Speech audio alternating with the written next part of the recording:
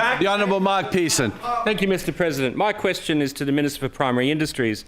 In response to my question regarding your department's Visit My Farm initiative, you referred me to the publicly available details.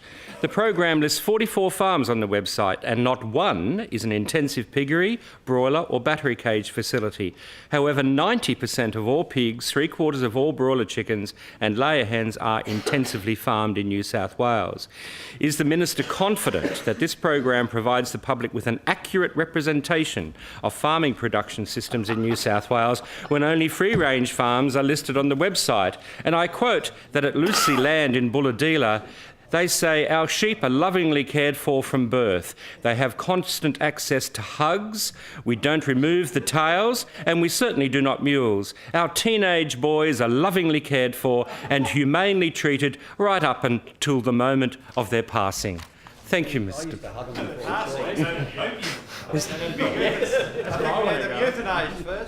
Mr President, I thank the honourable member for his question, and I'm glad he's taken the effort to go in and have a look at the types of farm experiences.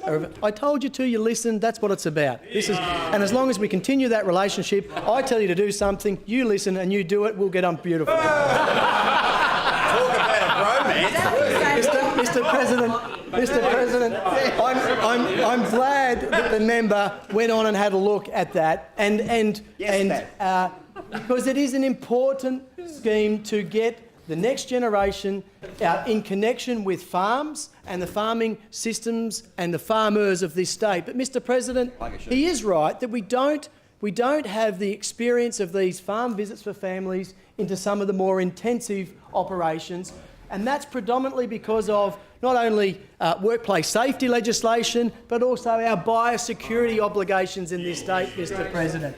What we have here is a well-thought-through program that can take families into an experience that they may not normally have, and educate the family and members of that family and the younger generation about what they may see on their farms, Mr President, and getting in connection with those farmers, I think, is a fantastic initiative, Mr President. But we also, Mr President, have those other obligations and duties in relation to some of the other production systems where there are strict control measures in place to allow who comes into those operations, predominantly in relation to the workplace safety legislation that we have here in this state, that not only protects the workers but also protects anyone else that is at that place of work. And we know that the people that are in charge of those operations under that legislation have obligations and responsibilities to those visitors. So it may not be applicable for those types of operations to welcome those visitors onto those operations. But Mr President, we also need to make sure that we continue to reiterate that message about biosecurity is something that we need to take seriously in this state to protect not only our producers and their livelihoods and their incomes, but also the environment here in New South Wales, Mr President. So for those reasons, there would be some limitations as to what types of operations are available for these experiences. But that doesn't mean that we should stop this program or these experiences. I welcome the fact that we have farmers that are willing now to allow these types of experiences and visitors onto their farms. And as the member quite rightly indicated in his question, the people that are offering these experiences are those that care passionately about their livestock, those that care passionately about their farm and the lifestyle that provides. And they are so passionate to share that experience with others, Mr President. Share that experience with others that don't get that opportunity to see what it's like to be on a farm.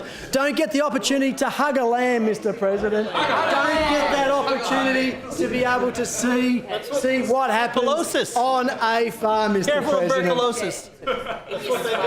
Careful of tuberculosis. I'll let that go. So, Mr President, I congratulate the Department of Primary Industries for this program. I congratulate the farmers that have put their hands up to be involved in it. But more importantly, Mr President, I congratulate those that are willing to participate and go along and visit these farms, Mr President.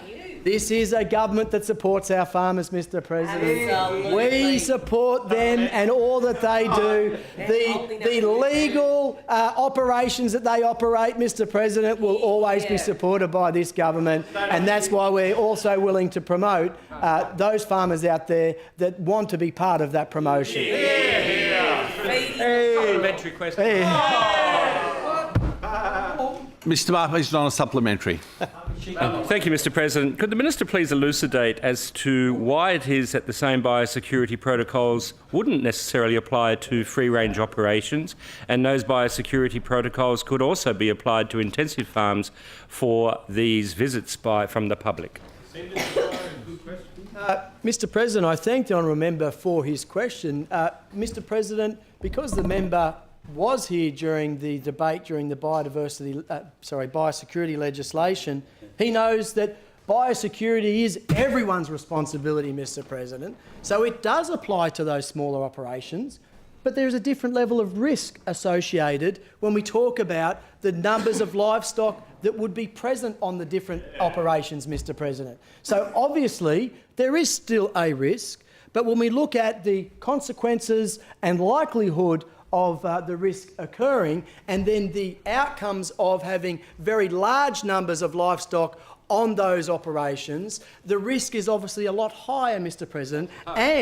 And we also need to respect that those that have those very large operations where they may have large numbers of livestock themselves may not want to have to put any risk associated that they don't have absolute control of in relation to that. For example, Mr. President, I myself have been to a large operation in Western Sydney a few years ago, a large egg-producing operation, Mr. President. But, Mr. President, I only went to the front office and a very limited area of that operation because I too had chickens at my place, Mr. President.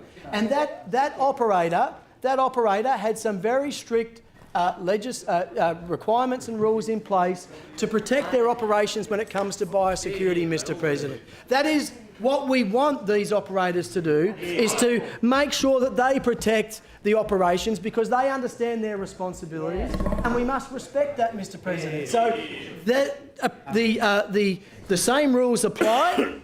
It's just another level of risk, and we need to respect the operator and the control of the workplace to make the determinations about that themselves. Thank you.